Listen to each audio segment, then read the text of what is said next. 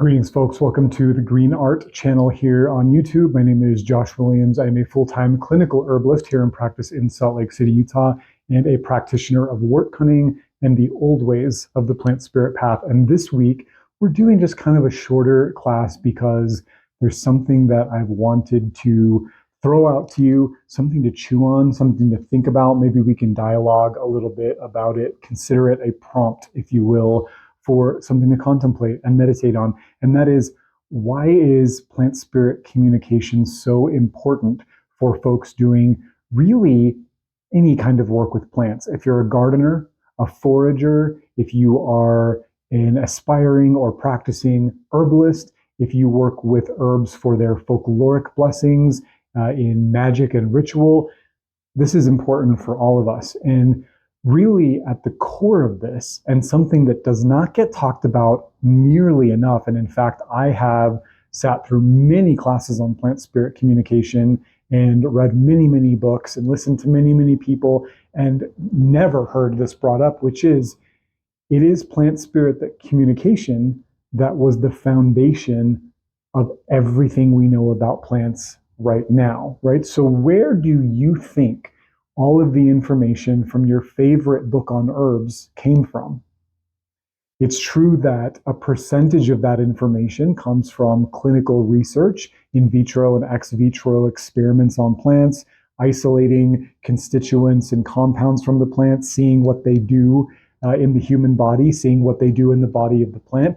But that's actually a very, very, very small percent of the wisdom.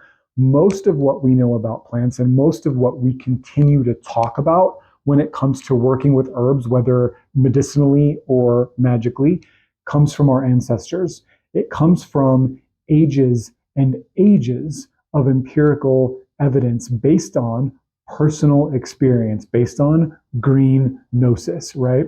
So that means that if our herb-wise ancestors, if the wort-cunning folk of old were not able to communicate directly with plants, then by what technology was it that they learned all of the things that were so effective that we have continued to choose to hand them on generation after generation after generation? You see, the cool thing about empirical and ancestral evidence is that it self-checks, right? If something doesn't work, if somebody gives you their famous cold and flu remedy and you have that recipe and you get a cold and flu and you take it and it doesn't really do anything, and then maybe somebody else in your house has it and you're like, well, let's try it again, and you give it to them and maybe they feel even worse, and maybe you're really generous and you give it a third try and still nothing. How likely are you to then hand that recipe off to your children or share it with friends at work, right? Not very likely. So empirical and ancestral evidence and wisdom has this amazing ability to self-check and to weed out the things that are incorrect and that don't work. And sometimes that's because things were just wrong. Sometimes it's because things were right for a particular group of people at a particular time in a particular place, but they are no longer right for who we are, when we are, and where we are. Sometimes the information passed down has gotten a little tweaked, it's gotten a little askewed. That happens too sometimes, but really we should always be meditating on, with hopefully a profound amount of gratitude in our hearts, the fact that most of the herbal wisdom we have now is because people at one point took the time to sit with plants and learn directly from plants, right? There is always the greatest authority on plant wisdom, right? It's not me, it's not any book, it's not any course or program. It's not even any specific tradition of herbal medicine or something like that. The greatest authority on plant wisdom will always be the plants themselves, right? Plants know more about themselves than we ever will. They, of course, can glean certain amounts of information to us, which we then pick up and gratefully carry back into our human communities, but it's a fraction of the story, and it's even a fraction of the perspective. So our herbwise ancestors communicated directly with plants, learning directly from plants how the plants could and would show up for them in magic, in medicine, in healing, in ritual, and apotropaic protection, and connecting with the old gods and the old ways. All of that is very, very important. So it's important that we continue those traditions of plant spirit communication because nothing is in a vacuum and nothing is frozen in time, right?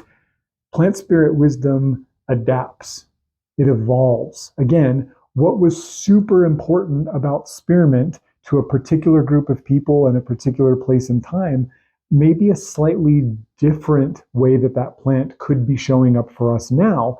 But if we pigeonhole any herb into how they were worked with 1,000 years ago, we're doing ourselves a disservice. We should always be creating space for a plant to speak to us in the moment, in relevancy, right? Plants want to stay relevant.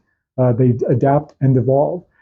Our ancestral information we use as a jumping off point to step confidently into our own personal relationships with the plant as we ourselves walk the plant spirit path and try to become herbwise, right? We try to become like the people that we reverence who came before us. And this is very important for people like me who are in full-time practice as an herbalist. And I say that I'm not only a clinical herbalist, but I'm a spiritual herbalist, both in how I practice and what I teach. If I only allowed the herbs to speak in my sessions in a way that came from books, that was like, this herb is good for this, full stop, I would be doing a massive disservice to my clients. And my efficacy rate as an herbalist, which by the way is pretty good, would tank, right? It's better if we show up squishy and pliable and listening from everywhere and open in the heart so that the right plant for the right person based on our hard-won relationships with that plant over years and years can step in and say, this is a situation where I have something to give. And it relates to this herb is good for this, and this, and it relates to this folklore and this story, but also it speaks to this person in America in 2025 having this very late stage capitalist experience, right? We want that. We want that the medicine speaks to us and sees us and can meet us where we are. And it can't do that if we can't communicate with plants. If there's not fluid dialogue, if there's not a willingness to stay in beginner's mind and always be willing to learn from plants, to always take every opportunity as an opportunity to learn something new about the vast treasure trove that is our green allies, we're lost. We're lost, right? Because let me tell you, I have also encountered over my 25 years of practice many, many herbalists who practice in this exclusively. This is what the book says. This is what the clinical data says. This is the points the herb is good for this, and this. And I'm sorry, they're not good herbalists. They might make good formulas and there might be a higher than 50-50 amount of efficacy in what they do, but there is not the transformative ritual that I expect from herbalism. When I connect my clients, my students, apprentices, myself, my community to herbs, it's more than just a formula. It's more than just medicine doing something to you. It's ideally this new relationship. It's a new initiation into a new way of being. And that can't be there if the lines of communication aren't open. So there are a countless number of reasons why investing time and energy into flexing your muscles and learning how to receive directly from plants is important. But to me, that's the most important thing, right? If we're into plants, if we want to work with plants, then plants are the best teachers of plants, right? They are going to convey their wisdom to us greater than any teacher. Your plant spirit journey, Sid, and we do these month-long plant spirit journeys over on our Patreon group. I'll link to that below.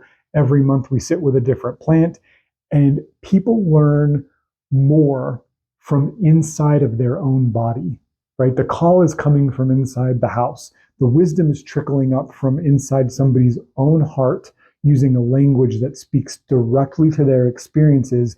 And in the end, they have learned more about that plant than I could teach them in 100 hours of classes. And not only have they learned, they've experienced. And we don't forget experiences, right? You can forget what you learn. You can forget facts. You can forget this herb is good for this and has this contraindication and moves into this meridian and has an affinity with this system. All that stuff is beautiful.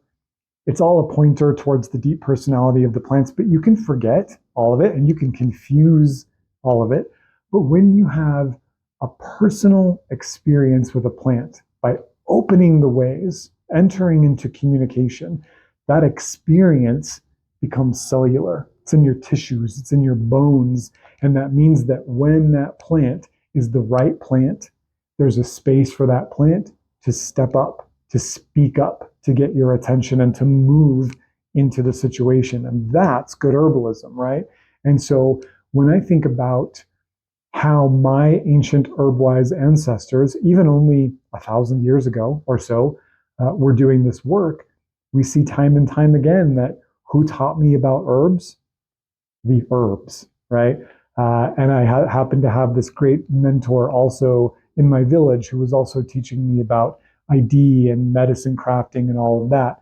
But ultimately, the experiences that really matter when we are human people working in the realm of the plants are the ones we want to impress. Now, for folks who uh, practice the old ways, as I do, there are certainly other types of beings whose favor we certainly would seek in this work. But the plants are the final word when it comes to anything plant related. They know more. So hopefully this inspires you to think more about plant communication, to practice it more, to be open to the idea of this communication that we know happens, right? This isn't wooey wooey. This isn't conjecture. It's proven, right? If you need the science behind plants communicating within their own species and also outside of their species, there's plenty of that. You will have no shortage of that. Hopefully, this inspires you to go do the work and to tone those muscles and sharpen those skills because it really is the core of this work. Kinship, friendship, reciprocity is really, at the end of the day, the only thing that matters. All the other stuff is great. You know, the clinical training, the clinical experience, all of that is so meaningful as well. But what does it mean if you're not in relationship to the plants that you are working with? Then you're just seeing them as things, as tools, as resources that are here to serve the exceptional human. And that is a very toxic way of thinking, right? And of living life too. So go out and learn how to communicate with plants. I have so many classes on this, free ones here on my YouTube channel, more advanced and in-depth, nuanced ones. I'll link to those below as well. This is a really cool skill to have, and I hope you have it. So see you next time.